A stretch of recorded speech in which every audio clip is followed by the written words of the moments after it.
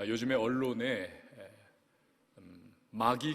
마기꾼이라고 하는 말이 종종 등장을 합니다. 이것은 새로운 조합어인데요, 마스크 그리고 사기꾼, 이 둘을 묶은 겁니다. 마기꾼. 왜 이런 말이 등장했는가? 마스크를 썼을 때와 벗었을 때의 차이가 사기치는 것처럼 너무나 크다라는 것입니다. 마스크 쓰면 어떻습니까? 눈 주위만 보이죠? 우리의 뇌가 참 희한해가지고요, 이 눈 주위만 보이는 마스크 쓴 상황을 이렇게 보면 그 상대방을 내가 평소에 생각하고 있던 이상형의 얼굴로 안 보이는 부분을 조합을 해가지고 그렇게 받아들인다는 겁니다. 그래서 마스크를 쓰면 오히려 더 매력적으로 보이고, 더 멋져 보이고, 더 아름다워 보이고, 더 호감이 있는 그런 모습으로 다가온다는 것입니다. 문제가 무엇입니까? 마스크를 벗었을 때죠. 실망하게 되는 것입니다. 이게 아닌데.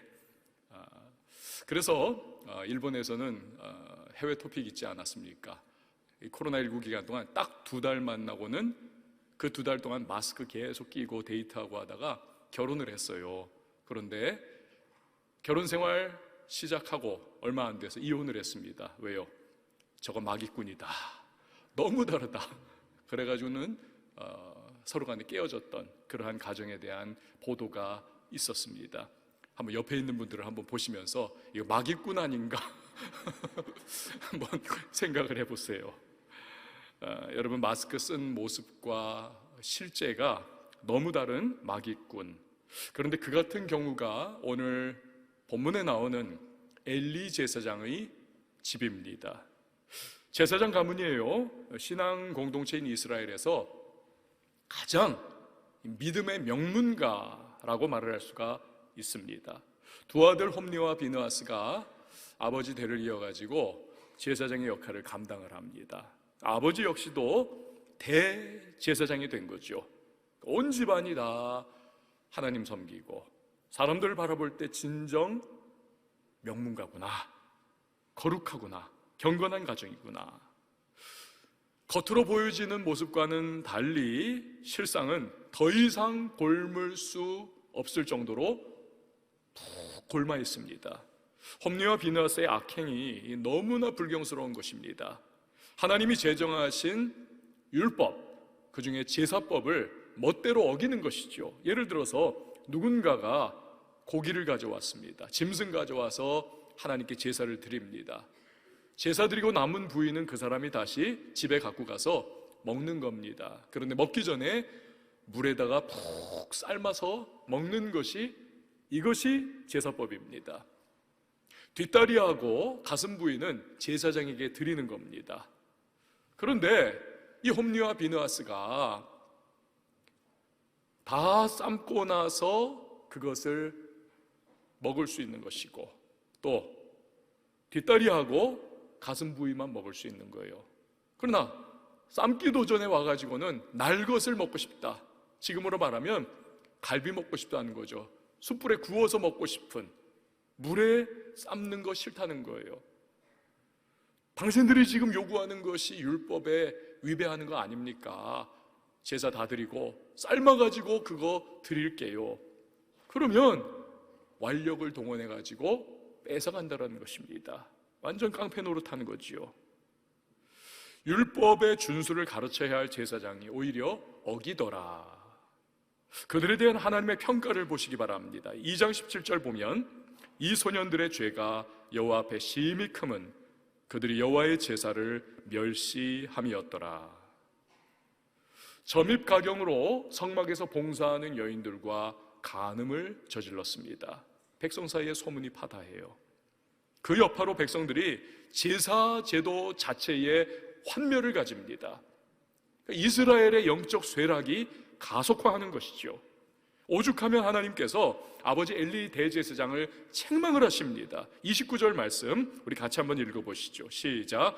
너희는 어찌하여 내가 내 처소에서 명령한 내 제물과 예물을 밟으며 내 아들들을 나보다 더 중히 여겨 내 백성 이스라엘이 드리는 가장 좋은 것으로 너희들을 살찌게 하느냐. 아멘. 18세기 미국의 대각성 운동의 주역이라고 할 수 있는 조나단 에드워즈 목사님께서 이런 말을 했습니다. 우리에게 가장 커다란 두 가지 죄악이 있다. 하나는 하나님 백성이 하나님을 두려워하지 않는 것이다.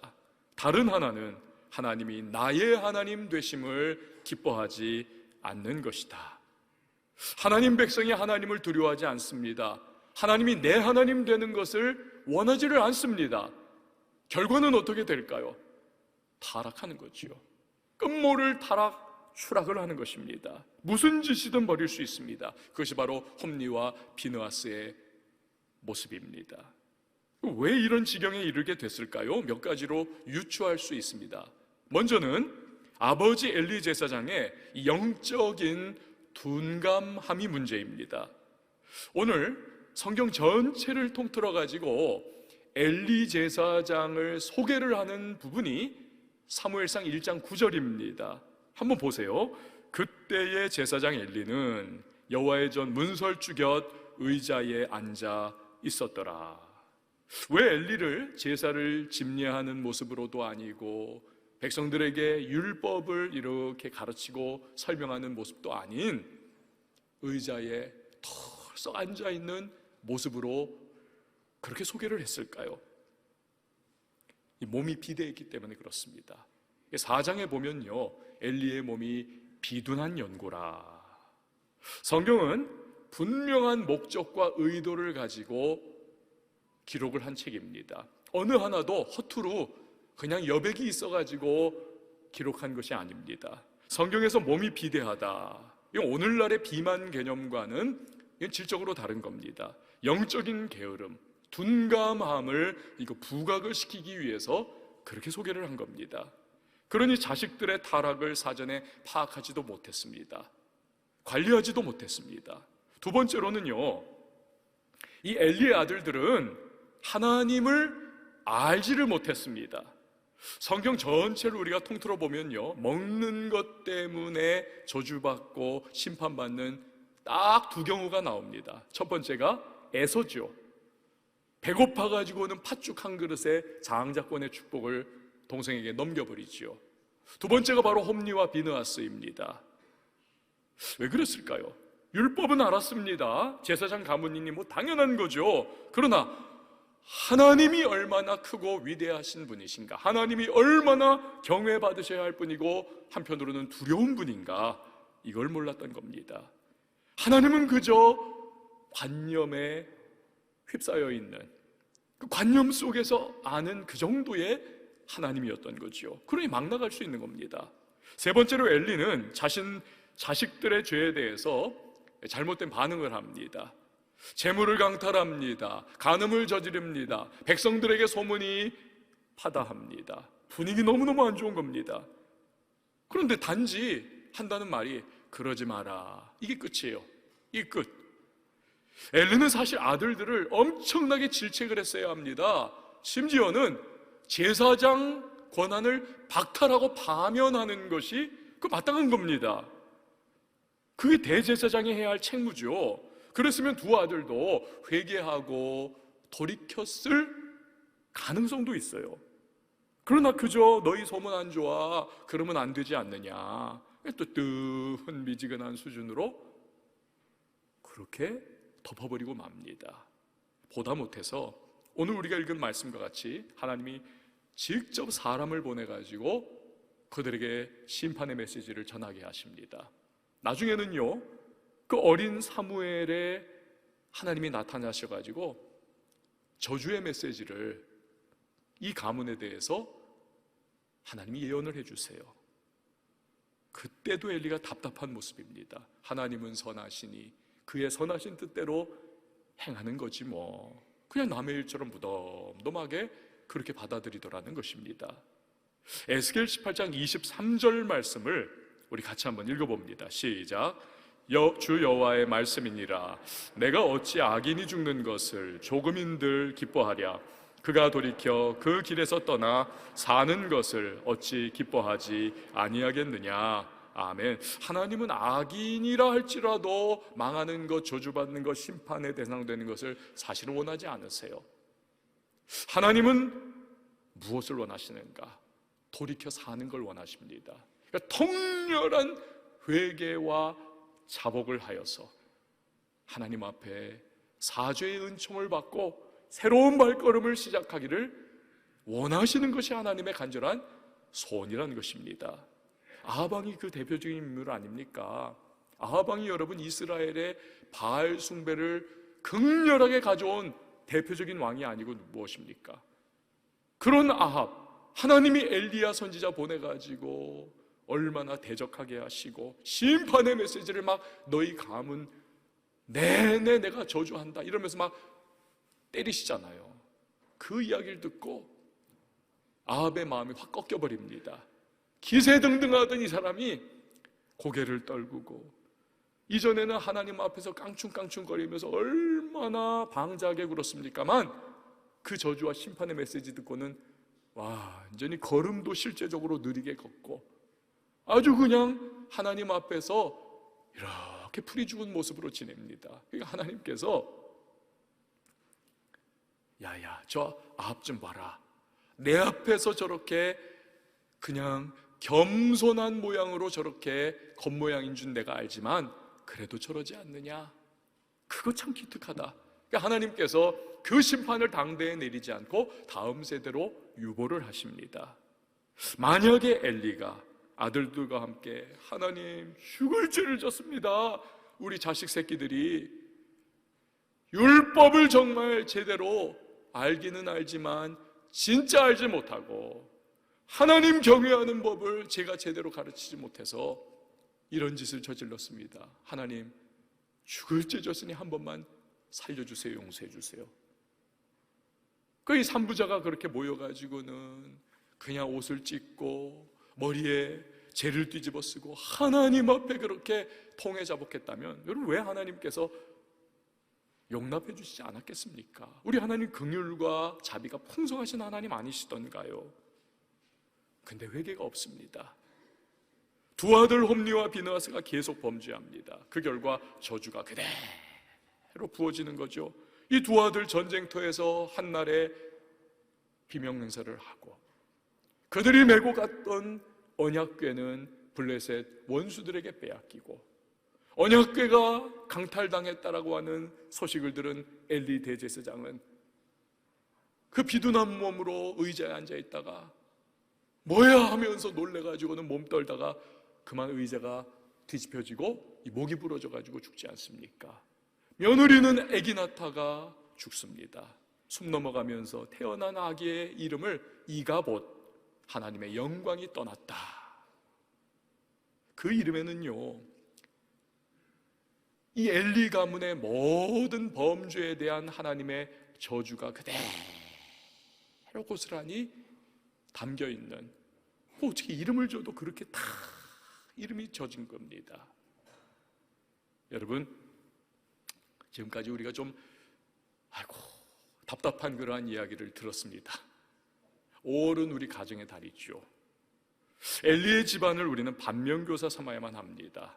어떻게 하면 우리 가정이, 우리 자녀가 하나님의 복을 받는 가정과 자녀가 될 수 있을까?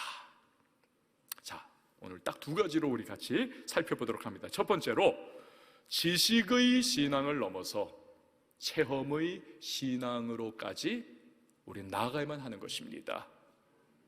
어느 구멍가게 주인이요, 그 동네 교회에 목사님이 새로 부임을 하셨는데 그 목사님 설교 잘한다고 동네방네 다니면서 막 입에 침이 마르도록 그렇게 칭찬을 하고 돌아다니더라는 겁니다. 구멍가게 주인이. 그날도 그랬대요. 그래가지고는 그걸 들은 어떤 사람이 그 목사님이 그렇게 설교를 잘해요? 지난주 그분이 무슨 설교 하셨어요? 얘기 좀 해봐요. 구멍가게 주인이 나 너무 바빠가지고 그 교회 한 번도 가본 적 없어요. 아니 그러면 도대체 어떻게 설교를 들었단 말입니까? 어떻게 그 목사님이 설교를 잘한다는 거예요? 그거는요 그 목사님이 교회에 부임하신 이후로부터 외장값을 다 잘 갚아요. 그 교회 교인들이. 여러분, 이거 무슨 이야기입니까? 아는 게 다가 아니라는 거죠. 이 삶으로 드러나는 것이, 체험되는 것이 그게 진짜다, 그걸 보여주는 것이죠. 엘리의 아들들은요, 하나님에 대한 지식을 갖고 있었습니다. 제사장 가문에서 태어났기 때문에, 자랐기 때문에 율법 많이 배웠고, 하나님 어떠한 분이다, 그냥 청천연색으로 잘 알고 있습니다. 지식으로는 누구보다 많이 알았을 거예요. 문제는요, 그것이 삶의 체험으로 이어지진 않았다는 점이죠. 여러분, 체험으로 이어지지 않는 지식은 힘이 없습니다. 그런 지식은 우리의 태도와 삶을 변화시키지를 결코 못합니다. 그러니 하나님을 진정으로 경외하지는 않은 것이죠.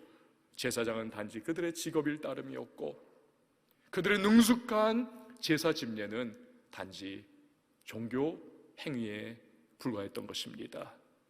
하나님을 체험하는 신앙이 없으니까 제사장이라고 하는 경건의 모양은 있지만 경건의 능력이 없어요. 육신의 정욕, 이생의 자랑, 안목의 정욕에 사로잡혀가지고는 해서는 안 될 짓들을 하고 다녔던 겁니다. 스스로 저주와 심판으로 달려갔던 것이지요. 많은 크리스찬 부모님들이 자기 자녀 교회 보내고 성경 말씀 배우고 그러면 다 끝난 줄 알아요. 내가 다 했다. 이제 나는 다 한 거지 뭐. 정말 그런가요? 여러분, 그거 아십니까? 좀 과격한 얘기긴 하지만 역사상 가장 끔찍한 악당들이, 이게 대부분 기독교 배경 출신인 것입니다. 기독교 배경. 그 대표적인 인물이 히틀러예요. 심지어 이 히틀러가요, 유대인을 박멸해야 한다라고 독일 국민들을 선동할 때에 그냥 사자우를 토하면서 연설을 하는 말미에 꼭 했던 말이 뭐냐면, 그것이 바로 우리 아리안족이 하나님으로부터 받은 사명입니다. 그러면 막 독일 사람들이 막 열광을 하는 겁니다. 저 유대인들 다 잡아 죽여야 된다. 이 성경이 말씀하는 진짜 하나님이 누구인지를 모르니까 막 나가는 겁니다. 공산주의를 탄생시킨 카를 막스가 배경이 그래요. 아버지가 기독교로 개종한 유대인입니다. 레닌도 그렇습니다. 외할아버지가 유대인인데 기독교의 한 분파인 러시아 정교회로 개종을 했어요. 스탈린 역시도 러시아 정교회의 사제가 되고자 했던 그런 사람이었습니다. 이들 공산주의 삼총사가 모두가 이 배경에 기독교가 있는 셈이죠. 그러나 진정한 체험적 신앙을 가지지 못하니까 기독교 신앙이 그들의 삶을 변화시키지 못하고 역사상 공산주의라고 하는 이 붉은 용의 사상을 만들어가지고 수많은 국가와 사람들을 멸망의 구렁텅이로 몰고 가지 않았습니까? 김일성도 마찬가지입니다. 외할아버지와 삼촌이 모두 목사였습니다. 어머니 강반석 씨는 집사였습니다. 김일성 자신도 세례를 받았고 공산주의자 되기 전까지는 교회를 다녔어요. 그러나 결국 신앙이 아는 차원에서 이 체험의 차원으로 넘어가지를 못했던 겁니다. 그러니까 제대로 변화가 일어나지 않는 거지요. 오히려 알고 있는 그 성경 얄팍한 지식을 가지고 국가로서는 철저히 실패한, 그러나 종교 집단으로서는, 유사 종교 집단으로서는 너무나 성공적인 이 김일성 숭배하는 저 북한 체제를 만든 거 아닙니까? 여러분, 우리가 자녀를 교회 데리고 다니고 성경을 배우게 한다고 해서 안심할 수 있느냐? 안심 못합니다. 지식의 신앙을 넘어서 체험의 자리로까지 나아가야 할 줄 믿습니다. 그래야 하나님 경외하는 사람이 되고, 그러면 복을 하나님이 주시는 것이죠. 말라기 4장 2절을 보면요, 굉장히 재미있는 하나의 이미지가 설명이 되어져요. 우리 같이 한번 읽어봅니다. 시작. 내 이름을 경외하는 너희에게는 공의로운 해가 떠올라서 치료하는 광선을 비추리니 너희가 나가서 외양간에서 나온 송아지같이 뛰리라. 아멘. 여러분 이게 어떤 그림이 그려지세요? 하루 종일 이게 저녁이 돼가지고 해 떨어지고 나니까 새까만 겁니다. 그러니 소들도 송아지도 다 외양간에 들어가서 꼼짝 않고 이제 잠자는 거예요. 아침이 됐습니다. 태양이 떴습니다. 그러자 온 천지가 환해지니까 요 어린 송아지가 신이 나가지고 외양간에서 뛰쳐나와가지고 펄쩍펄쩍 뛰면서 노는 겁니다. 그리고 풀도 뜯어먹고 아주 활기찬 모습이죠. 하나님이 주시고자 하시는 이미지가 뭐냐 하니까 우리들 성도의 삶에도 어둠이 다가올 수 있고 인생의 고난과 시련에 참 환난과 역경의 때가 다가올 수 있지만 하나님 잘 경외하고 하나님 잘 섬기면 의의 태양이 되시는 예수 그리스도께서 역사해 주셔서 소망 주신다, 희망 주신다, 용기 주신다. 그래서 어린 송아지가 뛰는 것처럼 우리도 활기차게 인생을 개척하고 전진하고 돌파해 나갈 수 있다라고 하는 사실을 보여주고 계시는 겁니다. 할렐루야. 여러분, 자녀의 신앙이 체험의 신앙 되기 위해서 중요한 것이 이 부모의 본이 아닙니까? 본 잘 보여야죠. 부모부터 먼저 하나님 잘 섬기고 기도와 예배에 힘을 써야죠. 제가 얼마 전에 들은 참 답답한 이야기입니다. 어느 집사님이신데 다른 교회예요. 그 교회의 지인이에요. 근데 그 지인이 그분 역시 집사님인데 대대로 이제 크리스찬 가문입니다. 그분 입에 늘 붙어있는 말이 뭐냐면 기독교 명문가, 기독교 명문가, 기독교 명문가. 기독교 명문가를 그렇게 좋아하는 거예요. 그런데 정작 코로나19의 2년, 지금 3년 차 돼가는데 그 2년 동안 뭐 현장 예배 단 한 번도 안 나오고 주말마다 남편과 애 데리고는 전국에 하여튼 여행지는 다 다니는 거예요. 차박도 하고 호텔도 가고 펜션도 가고 하여튼 텐트도 치고 하면서 그렇게 주말마다 여행지 가가지고 요식행위 비슷하게 그냥 아이패드 같은 거 또는 TV, 휴대폰 이걸로 그냥 1시간 예배를 때우는 거죠. 사실은 그거. 여행 가고 돌아다니면서 자기 즐길 건 다 즐기면서 요식행위처럼 그 1시간 딱 그냥 TV 앞에 앉아가지고는 그리고는 예배 다 드렸다. 우리는 그 2년 동안을 그렇게 하더라는 거예요. 2년 동안을.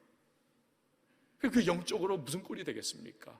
기독교 명문가가 소원이고 그것을 그렇게 추앙을 하지만 어떻습니까? 화초에 물 안 주면 결국 며칠 만에 고개 팍 꺾고 시들해지는 것처럼 이 자녀들이 지금 가장 중요한 그 신앙이 깊이 뿌리내려야 할 연령대인데 그냥 온 천지를 싸돌아다니면서 그냥 주말마다 여행 다니고 즐기다가 1시간 그렇게 영상으로 이 예배도 제대로 집중 안 되잖아요. 사실 해보시면 알지 않습니까? 자녀의 영혼이 얼마나 데미지를 입는 것인지도 생각을 안 하고 있는 거죠. 너무너무 안타까운 겁니다. 너무너무. 영적으로 둔감한 엘리와 같은 부모가 돼서는 우리는 안 되는 것입니다. 하나님을 진정으로 경외하는 부모를 보고 자라는 자녀 역시 점점 때로는 자라나는 과정 속에 사춘기도 있고 어려움도 겪지만 반드시 그 부모의 신앙을 보고 배우면서 그 역시도 자녀 역시도 하나님 경외하는 자녀로 성장하고 나중에 보면 하나님이 붙잡아 사용해 주시는 축복의 자손이 될 줄 믿습니다. 1889년 똑같은 해예요. 똑같은 해에 역사를 뒤집어 엎은 두 아이가 태어났습니다. 한 아이의 아버지는 아주 그냥 난폭한 술주정꾼이었습니다. 이게 마시기만 하면 자녀를 쥐어 패고 어머니도 하여튼 아내도 그냥 폭력을 가하고 이 엄마가 남편이 장사한다고 며칠 동안 집을 비우고 나가면요 그 남편으로부터 채워지지 못한 그 사랑이 너무너무 이게요 허전해가지고 보상심리로 그 유대인 이웃집 남자하고 불륜을 저지르곤 했습니다. 근데 그걸 이 아이가 목격을 한 거예요. 이 아이의 이름이 아까도 나왔던 아돌프 히틀러. 다른 아이는요 미국의 한 신앙심 깊은 부모 밑에서 태어나고 성장을 했습니다. 이 부모가 아이의 이름을 붙일 때 어떤 이름이 좋을까? 그렇지, D.L. 무디 목사님. 근데 그 D자가 영어로 이니셜 D가 드와이트라고 하는 이름입니다. 드와이트. 우리 자녀가 이 D.L. 무디 목사님처럼 신앙 좋고 하나님께 쓰임받은 그런 인물 됐으면 좋겠다. 네 이름을 드와이트라고 붙일게. 그래서 드와이트 아이젠하워, 믿음 좋은 하나님의 사람들이라는 의미죠.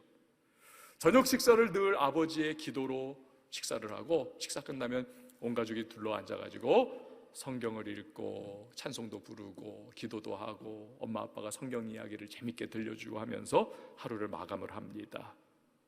그의 부모님이 성실하게 하나님 섬기는 신앙을 잘 물려줬습니다. 나중에 여러분 아시다시피 이 아이젠하워가 2차 세계대전의 연합군을 이끄는 수장이 되고요, 또 나중에는 승리한 이후에 미국의 대통령이 되지 않습니까? 그가 자기의 자서전에 아버지 어머니와 늘 어렸을 때부터 가정에 둘러앉아 드렸던 기도의 내용을 적어놨습니다. 이런 거예요. 우리의 기도에는 항상 세상의 가난하고 지치고 불행한 사람들과 그들의 구원에 대한 기도가 포함되어 있었습니다.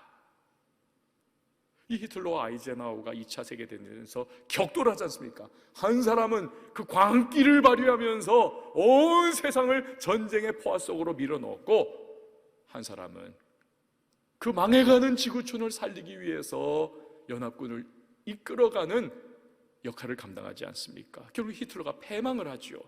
그가 죽었을 때 전 세계가 막 열광하고 기뻐하는 반면, 아이젠하워가 죽었을 때는 온 세상이 다 깊은 애도를 표합니다. 얼마나 비교됩니까? 사랑하는 여러분, 우리의 가정이 귀한 신앙의 본을 이어내려 줄 수 있는 가정이 될 수 있기를 바랍니다. 이를 위해서 부모님들이십니까? 여러분, 하나님 앞에서 정말 늘 자녀를 내가 양육하는 청지기 역할을 감당해야지. 여러분, 포기하지 마세요. 늦었어도 다시 시작하십시오. 손주들도 있지 않습니까?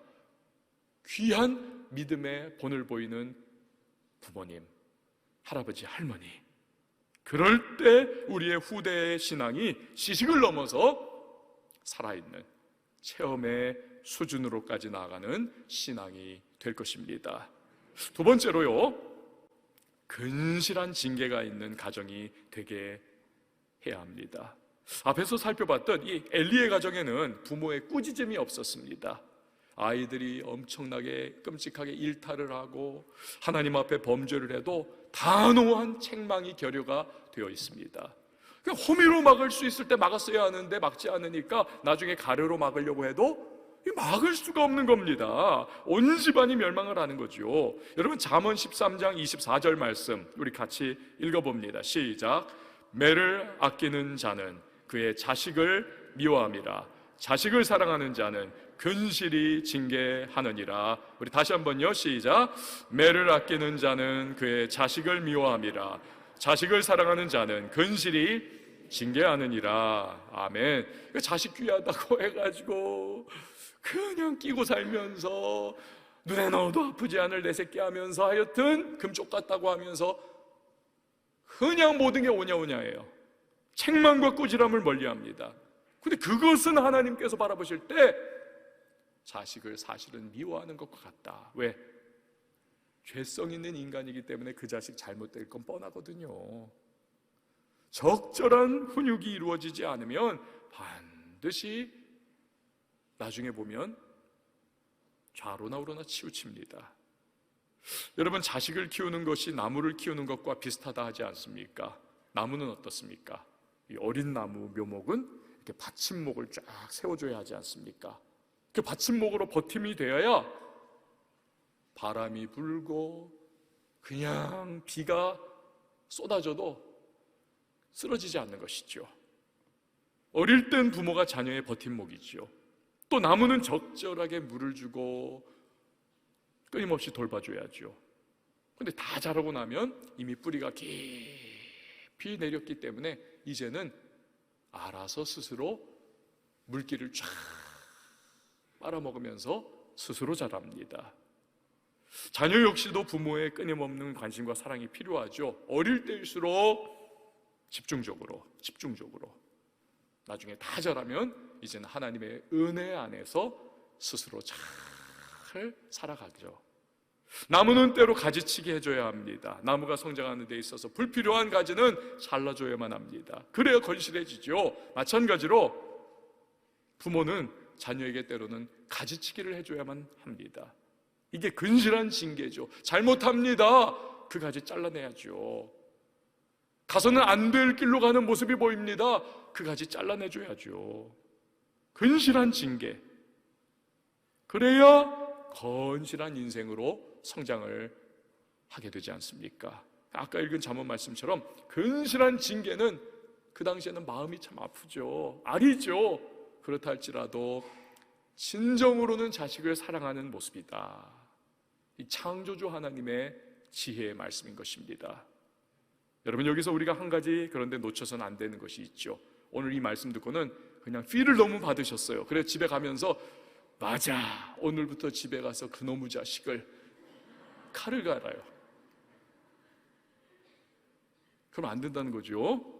그 전에 전제 조건이 있습니다. 그 자식이 풍성한 조건 없는 사랑을 부모로부터 느껴야죠. 쏟아부어주고 조건 없이 사랑해주고 용서해주고 용납해주고 품어주고 실수 잘못해도 그 어렸을 때 이렇게 위로해주고, 그러면 그 마음속에 아, 우리 부모는 나를 사랑해, 어떤 경우에도 내 편이야, 이게 바탕이 되면 설령 나중에 아주 세게 훈육을 하고 질책을 하고 혼을 내도 그렇지, 여기 막 원망이 생기질 않죠. 우리 부모가 나 잘 되려고 하는 거지. 오픈마인드로 받아들입니다. 삐뚤어지지 않죠. 그 골로새서 3장 21절이 그것을 말씀하지요. 우리 같이 읽어봅니다. 시작. 아비들아, 너희 자녀를 노엽게 하지 말지니 낙심할까 함이라. 아멘. 여러분, 예수님 한번 보세요. 기가 막힌 분입니다.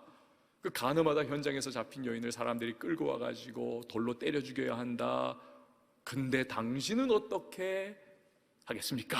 예수님을 시험하지 않습니까?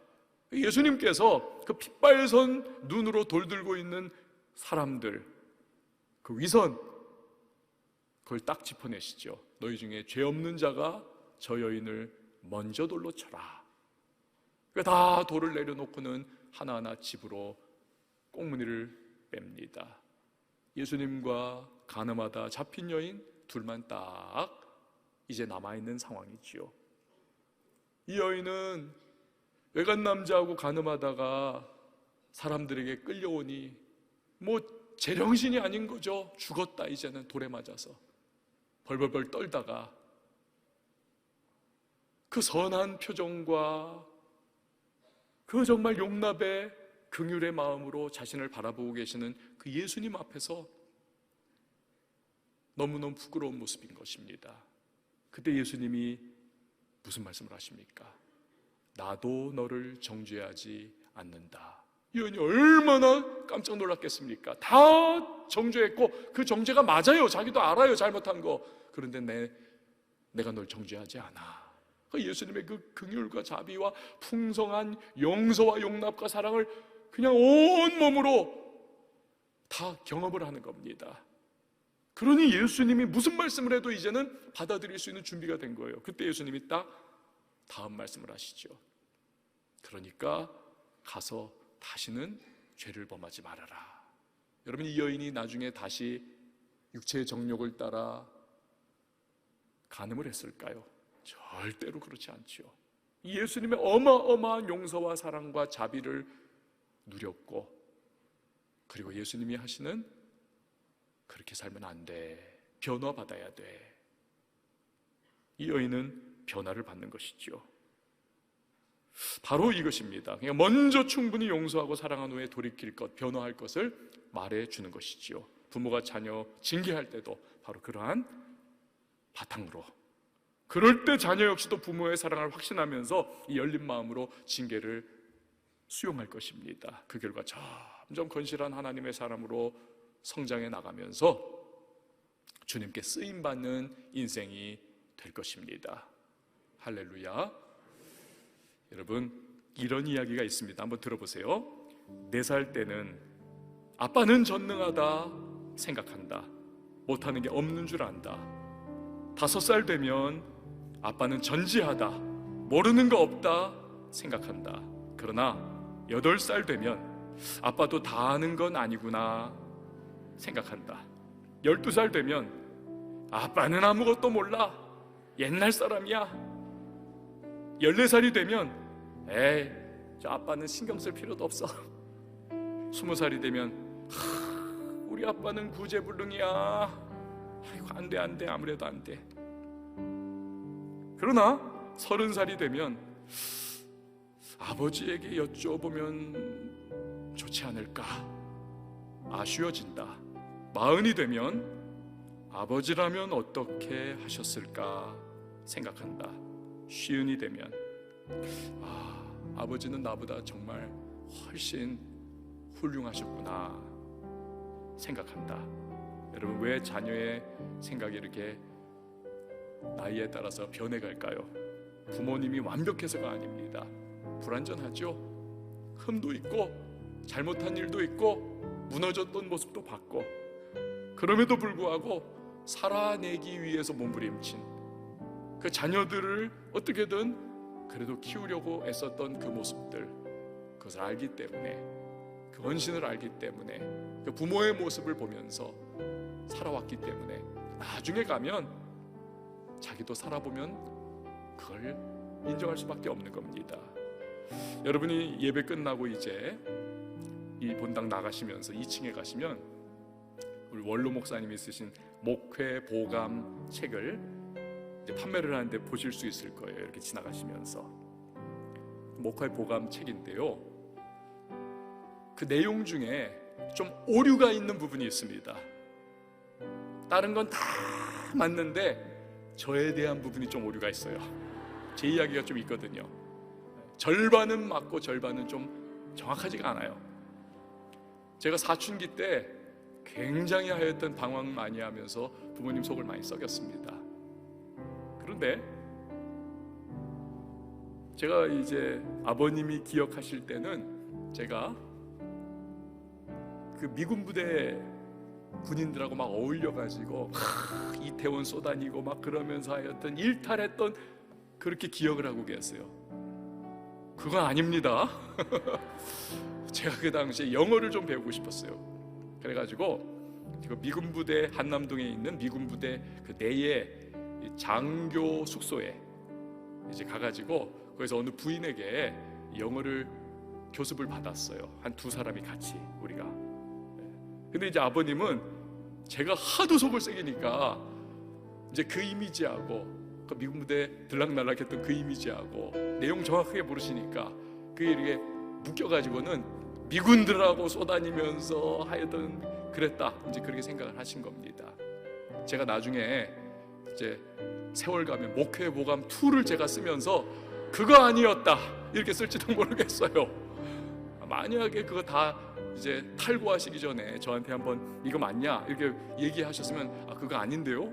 설명을 했을 텐데 그 기회가 없어가지고 활자화가 됐기 때문에 뭐 어쩔 수 없죠. 근데 제 마음속에 원망이라든지 모르는 사람들이 이 길러나를 어떻게 생각하겠는가, 왜 그런 걸 썼는가, 제 그런 마음이 별로 없어요. 왜냐하면 제가 저희 아버님을 알기 때문에 그렇습니다.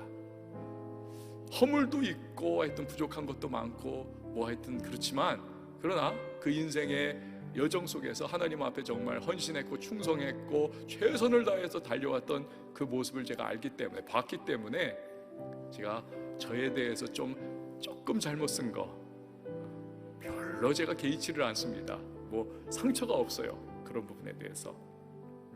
여러분이 저 볼 때마다 이태원 미군들하고 쏘다녔던 그런 또 설교 들을 때 마이너스가 될까봐 그냥 지금 밝히는 거지 전혀 그렇지가 없습니다.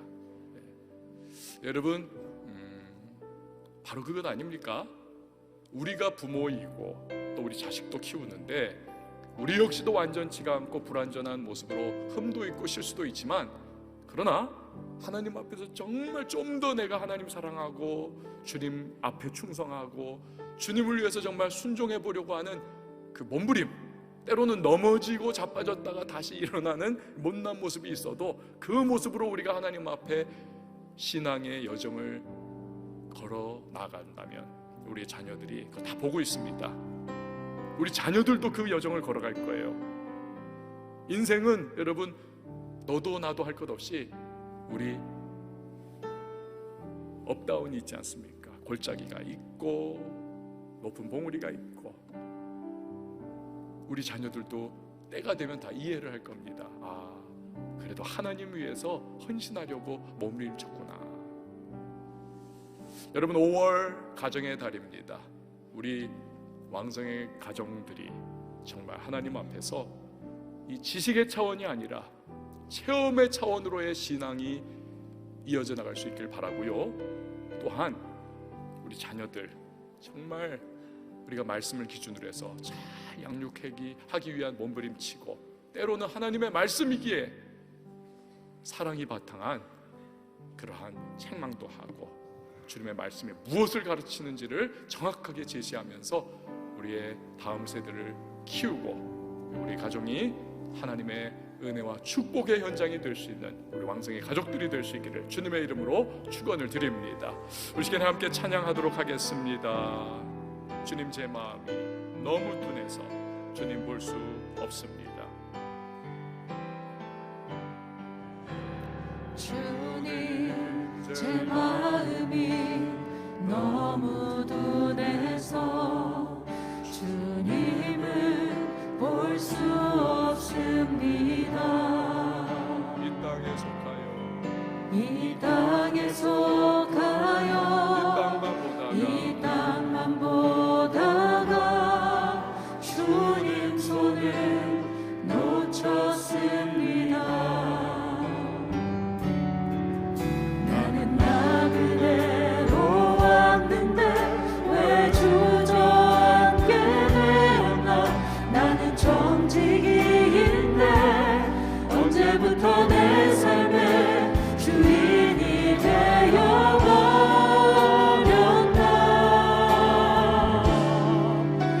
믿음이 없이는 기쁘시게 못하다니 고된 수고로 다 얻을 뿐이라.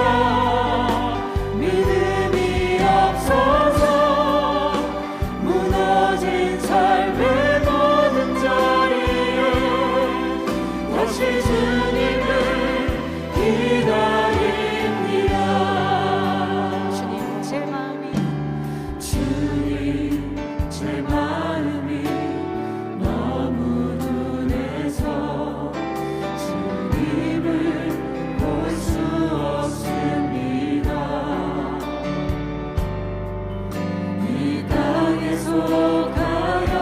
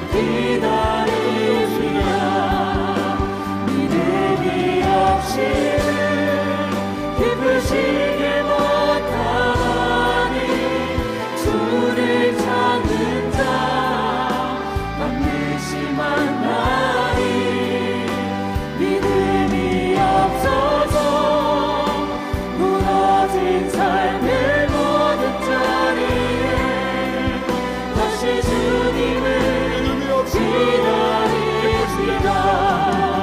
믿음이 없이 기쁘시게 못하나니 주를 찾는 자 반드시 만나리. 믿음이 없어서 무너진 삶의 모든 자리에 다시 주님을 기다립니다. 다시 주님을 기다립니다.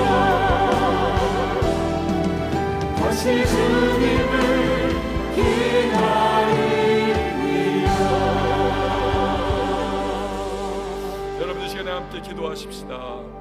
주님, 우리의 가정의 모습을 오늘 거울에 비추어 봅니다. 말씀의 거울에 비추어 봅니다. 지식의 신앙을 넘어 체험의 신앙이 되어가고 있나요? 근실이 자녀를 필요하다면 말씀의 기준으로 징계하고 있는가?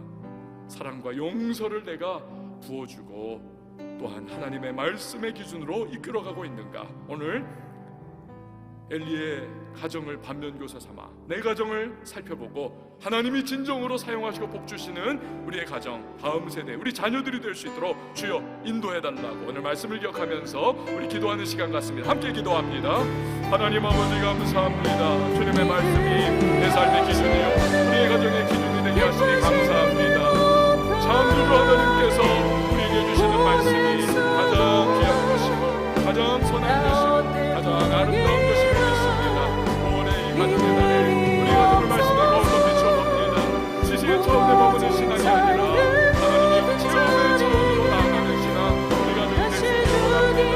하나님 경외하고 하나님 높여드리고 하나님 안에서 우리 가정이 구정될 수 있기를 원합니다. 하나님 아버지 우리의 자녀들에게 무조건적인 사랑을 베풀어 줄 수 있게 하시고 용납과 용서와 긍휼과 또 자비를 베푸는 부모가 될 수 있기를 원합니다.